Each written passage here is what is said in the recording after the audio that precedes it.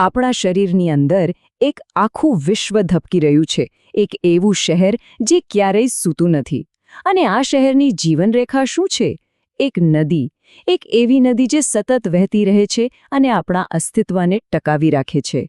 ચાલો આજે આ જ અદ્ભુત નદીની સફરમાં ડૂબકી મારીએ. ક્યારેય વિચાર્યું છે કે આપણે જે સ્વાદિષ્ટ ભોજન લઈએ છીએ તેમાંથી મળતી ઊર્જા આપણા મગજના નાનામાં નાના વિચાર સુધી કેવી રીતે પહોંચે છે?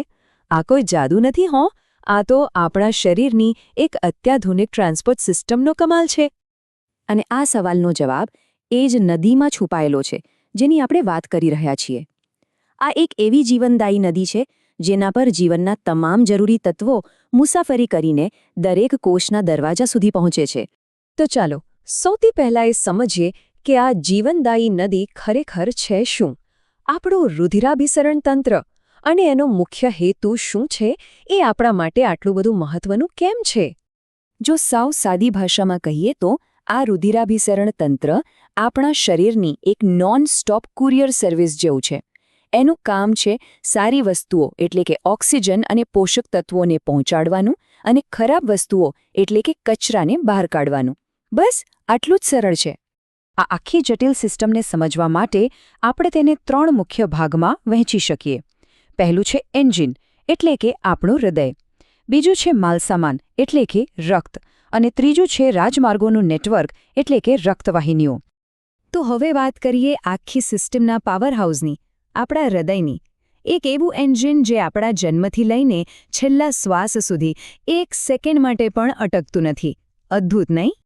હવે જુઓ, હૃદયને આપણે એક પંપ તરીકે નહીં પણ એક સાથે કામ કરતા 2 પંપ તરીકે વિચારી શકીએ. એની જમણી અને ડાબી બાજુ બંનેના કામ ભલે અલગ હોય પણ એમની વચ્ચેનો તાલમેલ એટલો પરફેક્ટ છે કે આખી સિસ્ટમ એકદમ સ્મૂધલી ચાલતી રહે છે. દરેક એક ધબકારામાં આ 4 સ્ટેપ્સ થાય છે. હૃદયની જમણી બાજુ શરીરમાંથી આવેલું ઓક્સિજન વગરનું લોહી લે છે અને તેને રિચાર્જ થવા માટે ફેફસામાં મોકલે છે. પછી ડાબી બાજુ ફેફસામાંથી આવેલું તાજું ઓક્સિજનથી ભરપૂર લોહી લઈને તેને આખા શરીરમાં પહોંચાડે છે. આ ચક્ર સતત લયબદ્ધ રીતે ચાલ્યા જ કરે છે. તો હવે એક મજાની કલ્પના કરીએ. માની લો કે આપણે લોહીના એક ટીપાની પાછળ જઈ રહ્યા છીએ.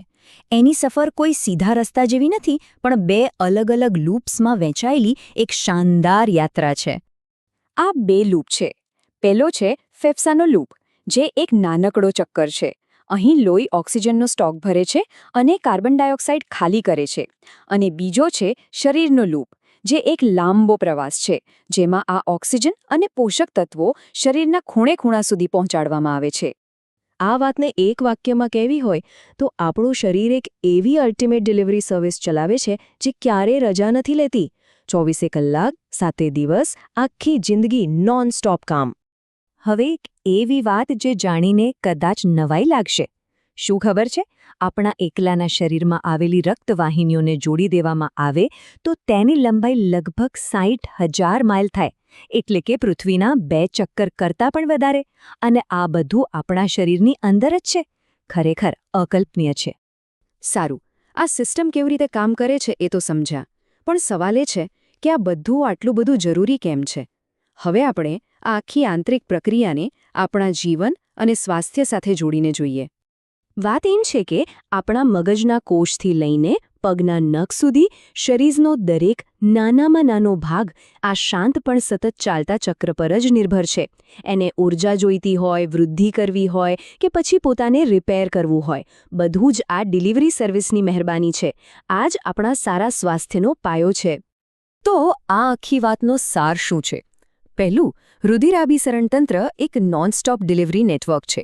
બીજું, હૃદય એનું શક્તિશાળી એન્જિન છે જે 2 મુખ્ય માર્ગો પર લોહીને ધકેલે છે. અને ત્રીજું અને સૌથી અગત્યનું, આ ચક્ર જ આપણા જીવનનો આધાર છે, જે આપણી દરેક પ્રવૃત્તિને શક્તિ પૂરી પાડે છે. તો ચાલો આ વાતને એક વિચાર સાથે પૂરી કરીએ.